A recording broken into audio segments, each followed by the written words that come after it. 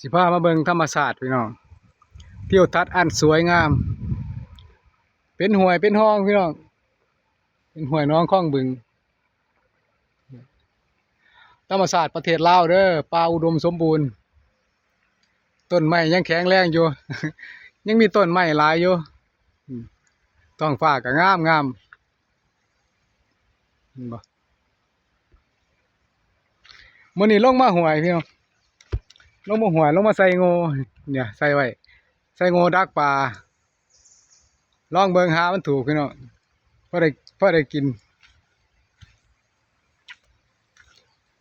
ผู้ใดใส่ปลาไว้บ่ผมมายามมื้อนี้เป็นเน่า ใส่เบ็ดไว้ธรรมชาติสวยงามพี่น้องป้อนอยู่พุ่นแห่งป่าทึบคักแถวลุ่มๆมีแต่ป่าย่าง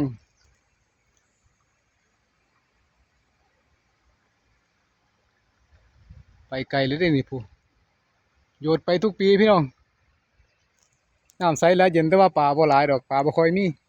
เป็นห้วยใหญ่อยู่แต่ปลาบ่มี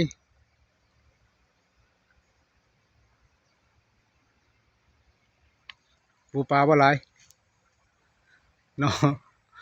น้องน้ำกินนารีพี่น้อง น้องน้ำโบราณเนี่ยท่อนไม้โบราณเนี่ยวันนี้ท่อนไม้โบราณเนี่ยฝังดินไว้นี่ตั้งแต่สมัยใดวะเนาะสงสัยสิเป็นห้วยเก่าว่าสมัยตะกี้เนาะ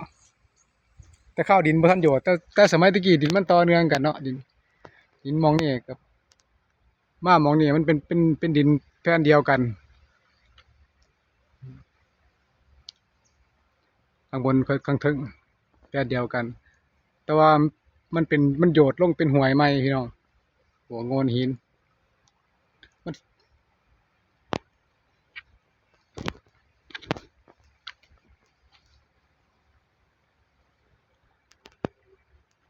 เอาธรรมศาสตร์เมืองลาวให้เบิ่งธรรมศาสตร์อยู่หน้าข่อยดอกบ่ได้ไกลดอก บ่ได้กลัวได้ไกลดอกอยู่หน้าข่อยนี่แหละ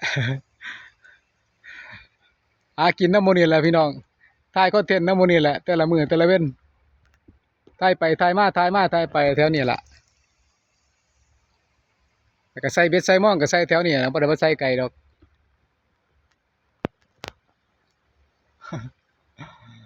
เพราะว่าขึ้นจากนี่ก็เฮือนข่อยเนาะก็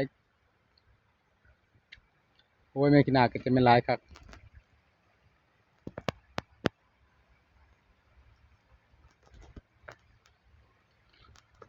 วิวงามๆให้พี่น้องเบิ่ง